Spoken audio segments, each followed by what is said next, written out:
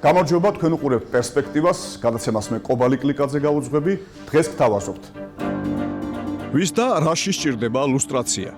We have this range of tools. არსებობს მთელი რიგი მეთოდების, რომელთა გამოყენებაც საზოგადოებას შეუძლია. საკუთარი თავის, ასე ვთქვათ, განსაზღვრად. რამდენად შესაძლებელია საქართველოში დადგინა თუ ვინ ავნო თანამოქალაქეებს საბჭოთა რეპრესიების დროს? დიდი ნაწილი აი ლუსტრაციის საჭირო მასალების დღესაც რუსეთში, სმოლენსკში ინახება. როგორ მოქმედებს უკრაინაში ევრომაიდნის შემდეგ დაწყებული ლუსტრაცია? ლუსტრაცია არ გულისხმობს დასჯას, ის გულისხმობს ხელისუფლებიდან გარკვეული ხალხის ჩამოშორებას. რატომ არჩირა მხატვარ გიორგი დუნდუას, რომ ბერლინში ოდესმე ვერ გაყიდის ნამუშევრებს?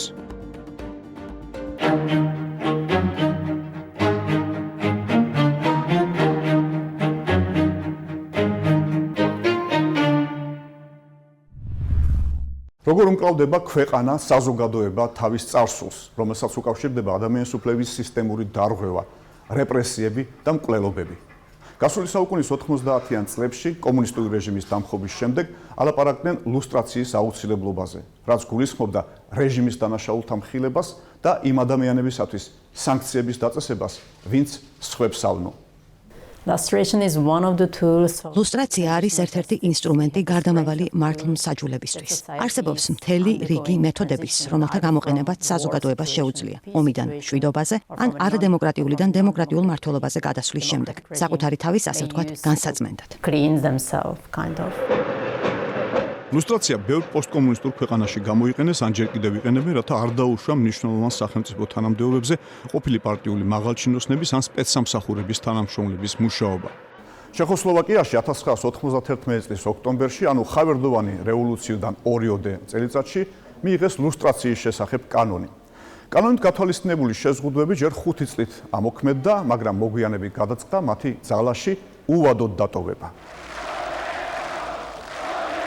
რეჟიმის მხილებასთან ერთად კანონის მიზანია ქვეყნის შემდგომი უსაფრთხოების დაცვა. ფაშისტური ოკუპაციის შემდეგ კომუნისტური ტოტალიტარიზმი იყო ის სისტემა, რომელიც ჩეხოსლოვაკიაში მასობრივი რეპრესიებით აღინიშნა. ყველაზე უარესი იყო ის, რომ ხელფეხი შეკრული ჰქონდა, თუ არ ემხრობოდი რეჟიმს, არ იზიარებდი შეხედულებებს, რომლებსაც პარტია ემხრობოდა. ასეთი ადამიანი ვერაფერს გახდებოდა. იყო ხალხი, ვინც ამას არ ეთანხმებოდა, არ სურდა ასე ცხოვრება. ისინი ან ციხეში ხვდებოდნენ, ან ემიგრაციაში მიდიოდნენ, ზოგს მთავრობა აძევებდა ქვეყნიდან. არ არსებობდა დემოკრატიის საფუძვლები, არ იყო თავისუფლება. მონაცემებით, რომელთაც 1997 წელს საფრანგეთში გამოცემულ და მრავალ ენაზე გადათარგმნილ გახმაურებულ კრებულში კომუნიზმის შავ წიგნში ნახავთ, კომუნისტური რეჟიმის რეპრესიებს მილიონი ადამიანი ემსხვერპლა აღმოსავლეთ ევროპაში, ჩეხოსლოვაკიის ჩათვლით. ტოტალიტარიზმის გააზრებას ემსახურება კომუნიზმის მუზეუმი, რომელიც პრაღის ცენტრში მდებარეობს. ეს არის ისტორიის რაღაც ნაწილი, ეს არის ჩეხოსლოვაკიის ისტორია, ჩეხეთის რესპუბლიკის ისტორია. უაღრესად მნიშვნელოვანია გავიხსენოთ ხოლმე ეს პერიოდი. არ დაგვავიწყდეს რა ხდებოდა მაშინ. ეს არის მთავარი გზავნილი, რატომ არსებობს კომუნიზმის მუზეუმი. თუმცა არც ტოტალიტარიზმის კრიტიკული გააზრება და არც ლუსტრაციის შესახებ კანონი ხელს არ უშლის ჩეხეთის კომუნისტურ პარტიას, რომ ჰყავდეს 10,000-ობით მომხრე და საკუთარი ფრაქციით იყოს წარმოდგენილი ქვეყნის საკანონმდებლო ორგანოში. That's absolutely true. ეს სრული სიმართლეა, რადგან ჩეხეთის კანონები ლუსტრაციის შესახებ ეხება მხოლოდ დანიშვნით თანამდებობებს, ანუ პირებს, რომლებიც თანამდებობაზე ინიშნებიან და არა თანამდებობებს პარლამენტში, სადაც ადამიანებს ირჩევენ. ეს შეესაბამება ევროკავშირის სტანდარტებსაც, როგორც ევროკავშირი, ისე ევროპის საბჭო, ძალზე მკაფიოდ ადგენენ, რომ ლუსტრაცია არ უნდა შეეხებოდეს არჩევით თანამდებობებს. Lustration should not apply to elected positions. გასულ თვეში საქართველოს საპარლამენტო უმრავლესობის ერთ-ერთმა წევრმა გამოაცხადა, რომ გამოდის საკანონმდებლო ორგანოში ლუსტრაციის შესახებ კანონპროექტის შეტანის ინიციატივით. არადა საქართველოში უკვე რამდენიმე წელია არსებობს კანონი ლუსტრაციის შესახებ, რომელიც მრავალთა დასკვნით პრაქტიკაში უმოქმედოა. გრიგოლ ოქროპირისძე ხარაძე, ტოტალიტარული რეპრესიების მსხვერპლი, დაიბადა 1898 წელს თბილისში. 1927 წელს გაასამართლეს ანტისაბჭოთა აგიტაცია პროპაგანდისთვის. მიესაჯა გადასახლება 10 წლით. დარჩა 24 წლის მეუღლე და 2 მცირეწლოვანი შვილი. გრიგოლ ხარაძე ლაგერიდან რამდენიმე თვეში გაუჩინარდა. თბილისში, ნოე ჩხიკვაძის ქუჩაზე, გრიგოლ ხარაძის აშენებულ სახლში ახლა მისი შვილიშვილი, ნუკრი ხარაძე ცხოვრობს. ახლა ეჭვებს რაც შეეხება, იყო რაღაცა ეჭვები იმის შესახებ, რომ აი თქვათ ნათესავი, წინ პირველი მეუღლის ნათესავი ან თავის ნათესავი ან ვიღაც თანამშრომელი ან იყვნენ კიდევ ვიღაცა კგბ-ს თანამშრომლები ვიღაცები, ვისაც შეხება ჰქონდა ოჯახთან, ხო მე მგონი არავინ არ ერჩოდა აბუაჩემს რა. ზუსტად არ იცოდა რა მამჩემ. ჰქონდა ეჭვი, აი რაღაცა ბუნდოვანი რაღაცა, მაგრამ რეალური არაფერი. ოჯახმა არ იცოდა, რომ გრიგოლ ხარაძე 1921 წელსაც გაასამართლეს და დააპატიმრეს კონტრრევოლუციური მენშევიკური საქმიანობისთვის. უშიშროების არქივში დაცული მასალების ციფრულ ვერსიაში გრიგოლ ხარაძის სახელზე 420 გვერდიანი საქმე იძებნება. საქმის ანოტაცია 1921 წლის 1-3 ნოემბერს რკინიგზის დეპოში ნავთლუღის სადგურში მოეწყო მიტინგი. იქ მომუშავეები გაიფიცნენ. მუშათა დელეგაციის დამატიმრების გამო ხარაძე ერთ-ერთი მონაწილე იყო და ამისთვის დააპატიმრეს. ომარ თუშურაშვილი საქართველოს ტოტალიტარული წარსულის საარქივო მასალებს უკვე 15 წელია უბლის. ფერად საქაღალდეებში უსამართლოდ დასჯილი ათობით 1000 ადამიანის ისტორია ინახება, მაგრამ შესაძლებელია თუ არა კონკრეტულ დამნაშავეთა ვინაობის დადგენა. ფაქტობრივად ის მასალა რაც საჭიროა ლუსტრაციისთვის თითქმის არ არის ამ არქივში. დიდი ნაწილი აი ამ ლუსტრაციის საჭირო მასალების დღესაც რუსეთში სმოლენსკში ინახება.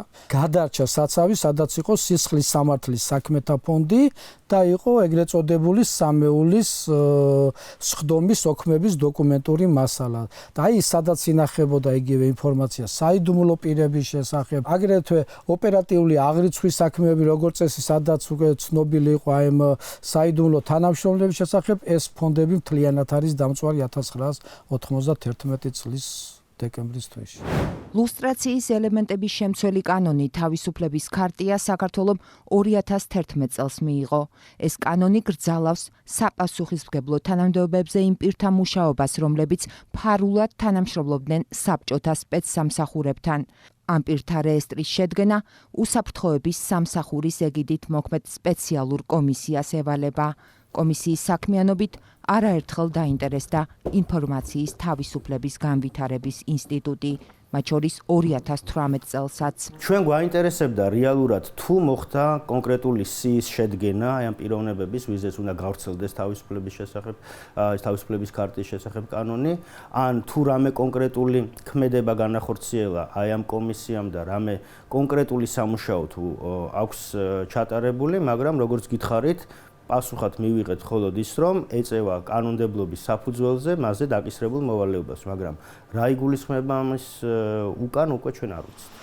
იმის გარდა, რომ მკვლევარებისთვის სახელმწიფოს მიერ შექმნილ ბარიერებს უჩივიან, ლუსტრაციის ელემენტების ჭრილში თავისუფლების ქარტიას ხარვეზიან კანონად მიიჩნევენ საბჭოთა წარსულის კვლევის ლაბორატორიაში. მაღალი და საშუალო რანგის პარტიულ ფუნქციონერებს უნდა შეზღუდოთ უფლება თანამედროვე პოლიტიკაში მონაწილეობის და დღეს ეს პუნქტიც გვდარია, რადგან ერთ-ერთმა ყოფილმა ჩინოვნიკმა საბჭოთა პერიოდის იჩივლა, მოიგო საკონსტიტუციო სასამართლო, რომელიც თქვა, რომ ესეთ შეზღუდვა მის, ასე ვთქვათ, უფლებებს ლახავენ. დღეს ყოფილ ЦК-ს მდივანს შეუძლია იყოს პარლამენტის დეპუტატი, მინისტრი, თუნდაც პრეზიდენტი გახდეს, ასე ვთქვათ, ქვეყნის, გამომდინარე იქიდან, რომ არც საზოგადოებამ და არც სახელმწიფომ არ თქვა გადაჭრით, რომ არა.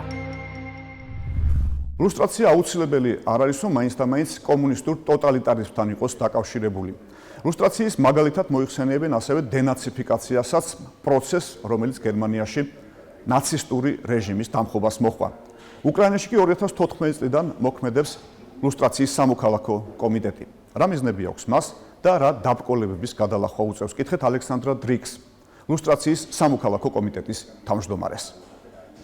So basically what lustration in Ukraine is არსებითად უკრაინაში ლუსტრაცია ნიშნავს ანტიკორუფციული რეფორმის პირველ ნაბიჯს. ლუსტრაცია არ გულისხმობს დასჯას, ის გულისხმობს ხელისუფლებიდან გარკვეული ხალხის ჩამოშორებას. თუ ისინი იყვნენ იანუკოვიჩის პერიოდის არადემოკრატიული რეჟიმის წევრები, თუ მხარს უჭერდნენ იანუკოვიჩის რეგიონების პარტიის ძალადობრივ ქმედებებს ევრომაიდანის დროს, თუ არიან უკრაინის კომუნისტური საბჭოთა წარსულის ნაწილი და თუ კავშირი ჰქონდათ უშიშროების სამსახურებთან, როგორც კგბ-სთან, ისე FSB-სთან. FSB-სთან, რუსეთის უშიშროების ამჟამინდელ სამსახურთან. The current FSB Russian special services. ეს გამოძიების შემადგენელი ნაწილია? It's not an investigation. ეს არ არის გამოძიების ნაწილი, ეს არის მარტივი კრიტერიუმების წყება. თუ კონკრეტული კრიტერიუმი შეეხება რომელიმე საჯარო მოხელეს, ის უნდა დაექვემდებარო საკრძალვას, რომ მმართველ პოზიციას ვერ დაიკავებს მომდევნო 10 წელი. ასეთია ლუსტრაციის არსის ძალიან მარტივი განმარტება. So this is a very simple explanation of what lustration is. What was the reaction of როგორ იყო ძველი თაობის რეაქცია, მაგალითად ემიგრაციაში წასული ყოფილი პრეზიდენტის იანუკოვიჩის მომხრეთა რეაქცია? წინააღმდეგი იყვნენ? Well, of course. There is a huge resistance. რასაკვირველია, წინააღმდეგობა დიდია. ლუსტრაციის შესახებ კანონით 5000-მდე ადამიანს ეხება აკრძალვები, რაც ნიშნავს, რომ ეს 5000-მდე კაცი 10 წლის განმავლობაში ვერ დაიკავებს თანამდებობებს მთავრობაში. ეს არის ლუსტრაციის კანონის მთავარი შედეგი. ახლა ანტიკორუფციულმა უწყებებმა უნდა გამოიძიონ კონკრეტული ოფიციალური პირების მხრიდან დარღვევების ყველა შემთხვევა. ლუსტრაციის კანონი შეიქმნა, რათა დახმარებოდა ახალ მთავრობას, ახალ პრეზიდენტს, ახალ ანტიკორუფციულ ინსტიტუტებს თავიანთი საქმის კეთებაში. Newly created anti-corruption institutions to conduct their job. მაგრამ იყო დრო, როდესაც პრეზიდენტი პოროშენკო სათავეში შედგა პრეზიდენტ იანუკოვიჩის ადმინისტრაციას. ეს ერთმანეთთან რა მიმართებაშია? This is one of the questions. ეს არის ერთ-ერთი შეკითხვა. პრობლემაა ის, რომ კანონს არღვევს თავად პრეზიდენტი პოროშენკო და არის რამდენიმე შემთხვევა, როდესაც მისი გუნდის წევრ მაღალი რანგის ოფიციალურ პირებს ლუსტრაცია ეხება. პრეზიდენტი კი უარს ამბობს მათ მოხსნაზე. ის თვითონვე არღვევს კანონს, რასაც პრეზიდენტი და მისი ადმინისტრაცია ახლა აკეთებენ, არის მცდელობა ჩაიშალოს უკრაინაში შექმნილი ყველა ანტიკორუფციული ინსტიტუტის მუშაობა. პირადად მე დარწმუნებული ვარ, რომ ის, რაც ახლა ხდება უკრაინაში, არის რევანში. ეს ნიშნავს, რომ ამჟამინდელი პოლიტიკური ელიტა არასოდეს ყოფილა ახალი პოლიტიკური ელიტა. ეს არის იგივე ხალხი, შესაძლოა ახალი სახეები დაემატა. ხალხი, რომელიც ცდილობს შეინარჩუნოს არსებული სისტემა.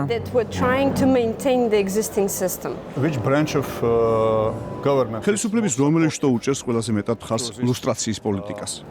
Policy. None. No. The problem currently is that არც ერთი.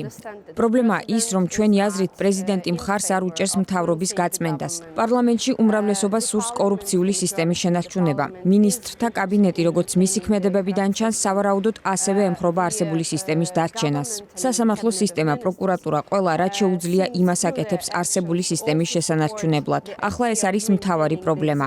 ევრომაიდანის შემდეგ შექმნილი ყველა ინსტიტუტი და ამჟამად ერთადერთი ეროვნული ანტიკორუფციული ბიურო, რომელიც დამოუკიდებელი ინსტიტუტია, ცდილობს აკეთოს თავისი საქმე. რომელსაც სულ თავს ესხმიან პრეზიდენტი კანონმდებლები. ზუსტად ასეა. ამიტომ არის განუწყვეტლივ თავდასხმის ქვეშ პრეზიდენტისაგან, პარლამენტისაგან და ასე შემდეგ და ამიტომ არის ასე მნიშვნელოვანი ანტიკორუფციული ბიუროს დაცვა და იმის უზრუნველყოფა, რომ ყველა დანარჩენი ინსტიტუტიც დამოუკიდებელი იყოს. ყველაზე მნიშვნელოვანია ის, რომ უკრაინაში რამდენიმე თვეში გაიმართება არჩევნები. პრეზიდენტის არჩევნების შემდეგ კი დაახლოებით 1 წელიწადში საპარლამენტო არჩევნებიც.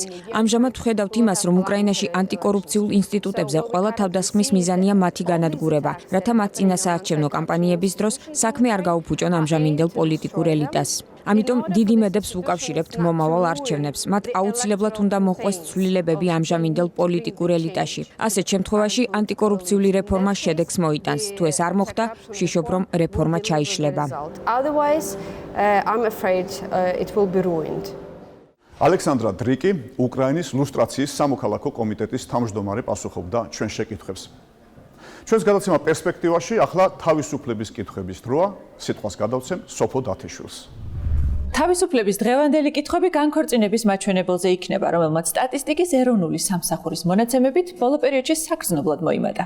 გადავხედოთ საერთო სურათს. გასულ წელს ოფიციალური სტატისტიკით 10222 წყვილი განქორწინდა. ზრდა კი ასეთია.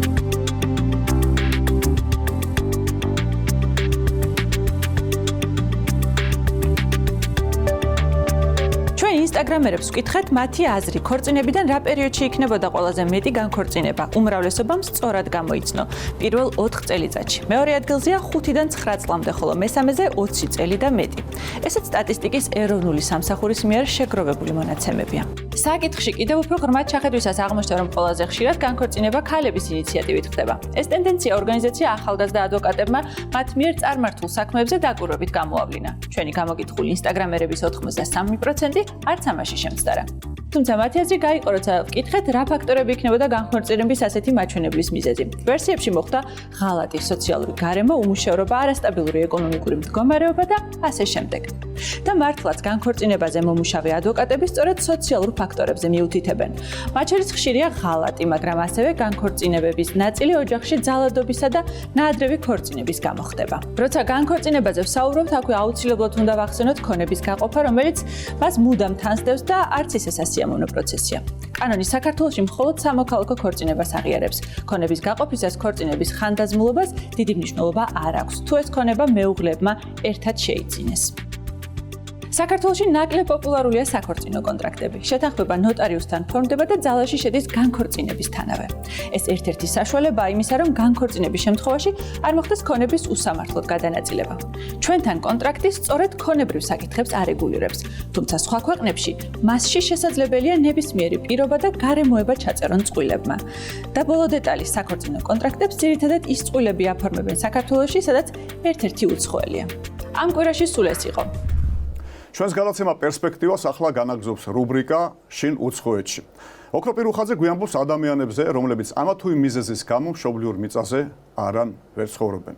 ოქრო, შენი რუბრიკის გმირი მოღვაწეობს ქვეყანაში, რომელიც შენ ძალიან გიყვარს, მეც და ბევრ ჩვენს ტელემაყურებელს და არის ხელოვნების იმ დარგის წარმომადგენელი, რომელიც არასოდეს არ დაკარგავს პოპულარობას. ეხლა მენიშნება იყო და დანარჩენი შენ განაგრძე. პოპულარობას კი არა, ბერლინში საერთოდ შეუულებელია მხატვარი არ იყო. მე ვესაუბრე კიდეც გიორგი დუნდუას იმაზე, რომ რა ხდება, ესეც ხელოვნებაა მეთქი. გრაფიტი ვიგულისხმე. ყველგან თუ კი რამ სივრცეა, თუ კედელია, თუ რა ვიცი, კარია, ყველგან რაღაცა მიხატული და ეს ძალიან უხდება ქალაქს. ისე რომ წარმოგიდგენთ, მე რაღაცნაირად ჩავაცივდი კიდეც, რატო გონიათ ეს ხელოვნება მეთქი, იმიტომ რომ იქ ხანდახან ყობა ზოგადად ჩუმად, ღამეს, სწრაფად უნდა მივიდნენ რაღაცები გაალამაზონ და გაიქცნენ ეს მხატვრები. და ხელოვნებას ალბათ კონცენტრაცია ჭირდება რაღაც, მაგრამ ესეც ხელოვნებაა. მაგრამ გიორგი დუნდუა სხვა, ასე ვთქვათ, მიმართულებაში მუშაობს ხატრობის თუ კი ასე შეიძლება ითქვას. ვნახოთ მასზე სიუჟეტი და ამჟამზე შემდგომ გიამბობთ. ეს ქალაქი კედელზე, სახლებზე, კარებზე, მინაზე რეალობის გადატანის ქალაქია. გიორგი დუნდუა აქ ქმნის და ეძებს რაღაცას. ეს მხატვრობაა მისი თვითგამოხატვის ფორმა და არა მხოლოდ მხატვრობა. ბერლინში ვიმყოფებით, ნებისმიერი სივრცე ხელოვნების ასპარეზია. ასეა გიორგი დუნდუას სახლის კარიც. დღეს მხატვარი გუმასპინძლობს. გამარჯობა. მე ვფიქრობ შემოქმედის მდგომარეობა არის ესეთი, რომ აი ეს ხო არის, რომ მიდიხარ, მუშაობ, ხატავ რამოდენიმე ნახატს, არ გამოგდის და უცბად ერთი გამოგივა. აი რაღაც მდგომარეობაში, რაღაც სხვა სამყაროში გადახვედი თითქოს და მოგეცა უფლება შეგექმნა ისეთი, რომელიც შენ დაგანახებდა, რომ ამ ყველაფერს ფუჭად არ აკეთებ.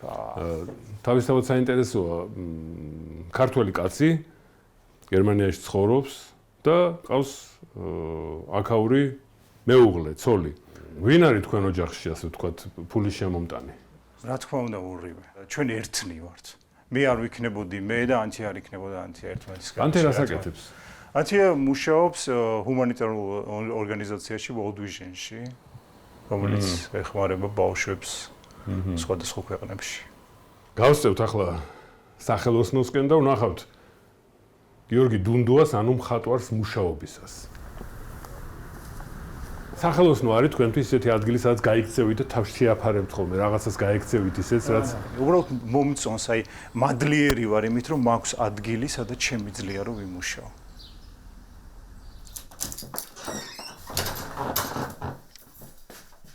აი ხანდახან მოდიხარ მარტო ხარ. პანჯერას გააღებ და უყურებ ამ ხეს და რაღაცა გარკვეული სასიამოვნო პოზიტიური ენერგიით იმუხტებით. ანუ ჩემი ძველი კარგი მეგობარია. ყველაზე მთავარი რაც არის საერთოდ ფერთან ურთიერთობაში ალბათ რომ არ გეშინოდეს ფერის.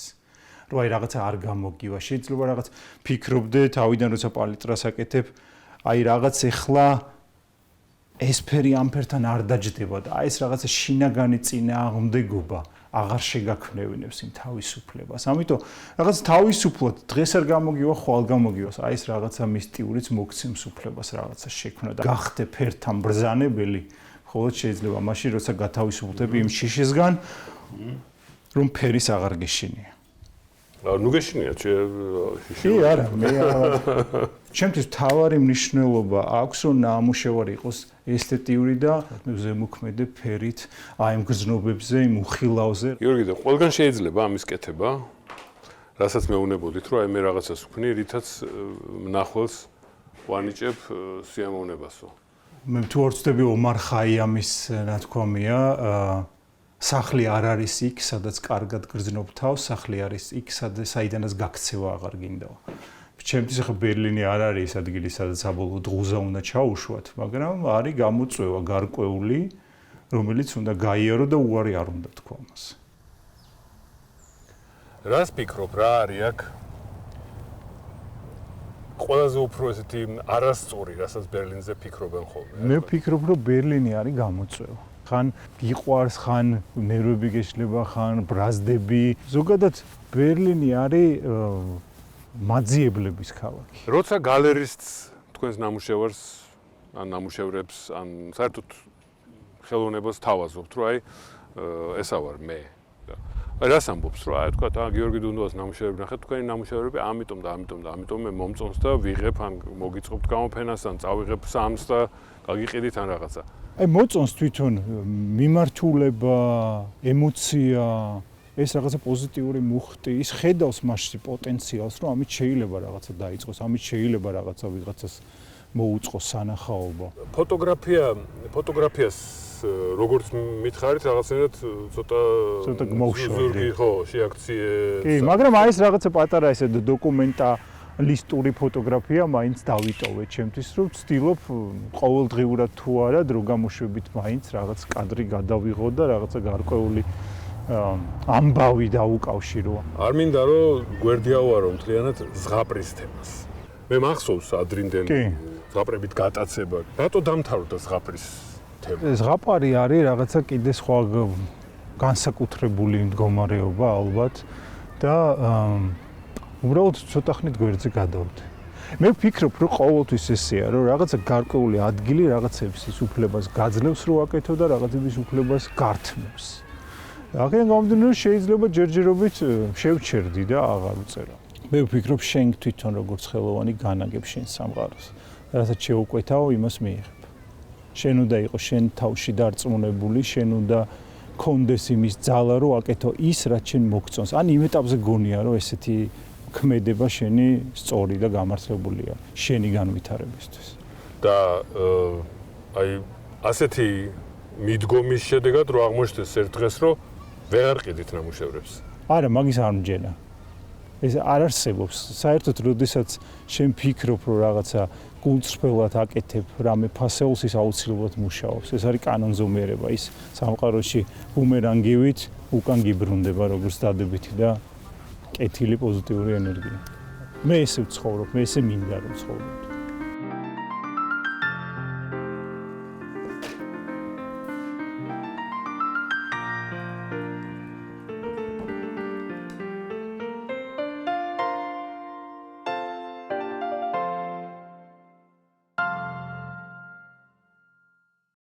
აი ესეთი ცხოვრება ბერლინში მხატვრისა, ქართველი მხატვრისა გიორგი დუნდუასი, რომელიც რაღაცნაირად ხა მე არ მინდა დავაბრალო რა, მაგრამ თითქოს ესეთი გრძნობა მქონდა, რომ დასავლურ აღმოსავლური ცხოვრებით ცხოვრობს. ჰამბურგშიც უცხოვრია, ანუ წმინდა დასავლეთ გერმანიაში. ახლა იქვე ახლოს იყო საზღვარი, სადაც ახლა მისი სახელოსნო და მისი სახლია, თუმცა აღმოსავლეთ ნაწილში არიან. საინტერესოა ჩაუარეთ ყოვა ჩვენი სერნობისას ერთ სახლს. საიდანაც 10-ზე მეტი გვირაბი იყო გათხრილი იმისათვის, რომ ვიღაც დასავლეთში გაქცეულიყო. ეს თავიდან როცა კედელი აშენდა და ასე ვთქვათ არ უშვებდნენ, დაიწყო მერე ამ გვირაბების თხრა. შემდგომ გაჭირდა, შეუძლებელი გახდა, მაგრამ თავისთავად ის ფაქტი, რომ ცხოვრობ ქალაქში, რომლის ერთი ნაწილიდან მეორე ნაწილში წასასვლელად არალეგალურად გვირაბები უნდა გეთხარა, ეს ალბათ ყველაფერზე მოქმედებს. ალბათ მოქმედებს გიორგი დუნდუაზეც, რომელიც ამბობს, რომ ასენად საბოლოოდ ღუზა ჩაუშვა სამ ქალაქში არ სურს. გიორგი საინტერესო ადამიანია, მრავალმხრივი ადამიანია, არა, ოქრო, რა ვიცი, ბლოგი აქვს საკუთარი ბერლინზე. ზღაპრებს წერდა ახლა მართალია ცოტა ხანი შეეშვა, მაგრამ ფიქრობს, რომ ეს მუზა, ეს შთაგონება მას ისევ ეწევა და რაც თავარია და ეს უნდა ვთქვათ ხაზგასმით კიდევ ერთხელ, რომ მისი მეუღლე მშვენივრად ლაპარაკობს ქართულად, ეს როგორ მოახერხეს ორივე ერთად? რო გამაცნო, წარმომიდგინა ანთი, ასე ქვია, მის ცოლს და იმან დამიწყო ქართულად ლაპარაკი. მე თავიდან ვერ მივხვდი, ნუ თუ ეს გერმანელი ამეთქი, ხა ბევრი გერმანელი ვიცი, ვინც ქართულად ლაპარაკობს, მაგრამ ასე თან უაქცენტოთ რაღაცა ბევრი არ შემთხვევია. ამასობაში დადგადროთ, დაგემშვიდობოთ, გაცემას კობალი კლიკაძე უძღვებოდი. დიდი მადლობა რომ გვიყურებდით, მომავალ შეხვედრამდე.